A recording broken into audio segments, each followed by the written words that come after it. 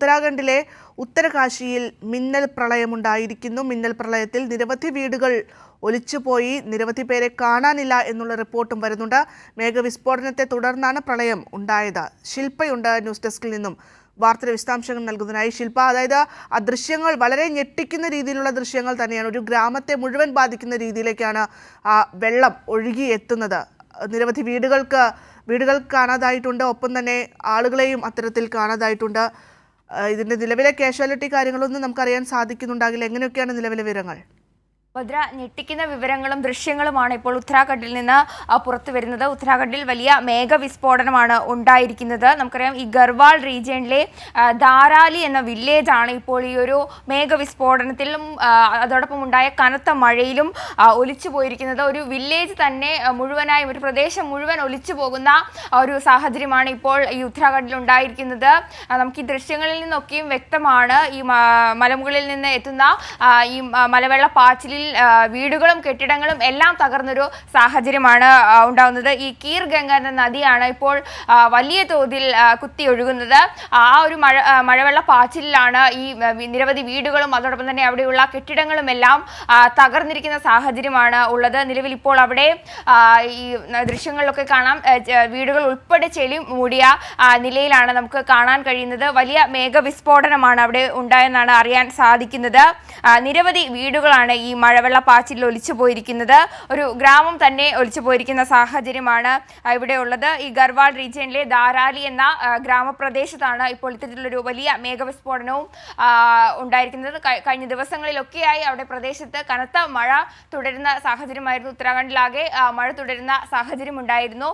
നിരവധി സ്ഥലങ്ങളിൽ മണ്ണിടിച്ചിൽ ഉൾപ്പെടെയുള്ള കാര്യങ്ങൾ ഉണ്ടായിരുന്നു. ഇതേ തുടർന്നാണ് ഇപ്പോൾ ഒരു മേഘവിസ്ഫോടനം ഉണ്ടായതിനെ ദൃശ്യങ്ങളാണ് ഇപ്പോൾ നമ്മൾ തത്സമയം കണ്ടുകൊണ്ടിരിക്കുന്നത്. നിലവിൽ ഇപ്പോൾ അവിടെ രക്ഷാപ്രവർത്തനം പുരോഗമിക്കുന്ന സാഹചര്യമാണുള്ളത്.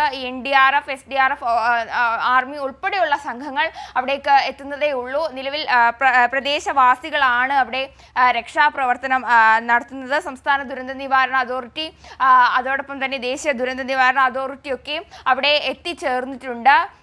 നിലവിൽ ഈ വിവരങ്ങൾ അനുസരിച്ച് 60ഓളം പേരെ കാണാതായിട്ടുണ്ടെന്നാണ് നമുക്ക് അറിയാൻ സാധിക്കുന്നത്.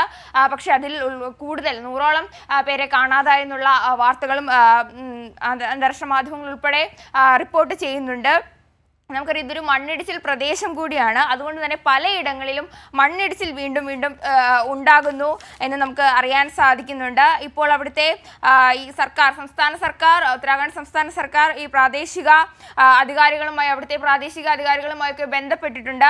കാരണം അവിടെ എത്രത്തോളം ആളുകൾ ഉണ്ടായിരുന്നു, അവിടെ എത്ര വിനോദസഞ്ചാരികൾ, അവിടുത്തെ പ്രദേശവാസികൾ, അങ്ങനെ എത്രത്തോളം ആളുകൾ അവിടെ ഉണ്ടായിരുന്നു, ഈ വിവരങ്ങളൊക്കെയും സംസ്ഥാന സർക്കാർ ഇവരുമായി ബന്ധപ്പെട്ട് തേടുന്നുണ്ട്.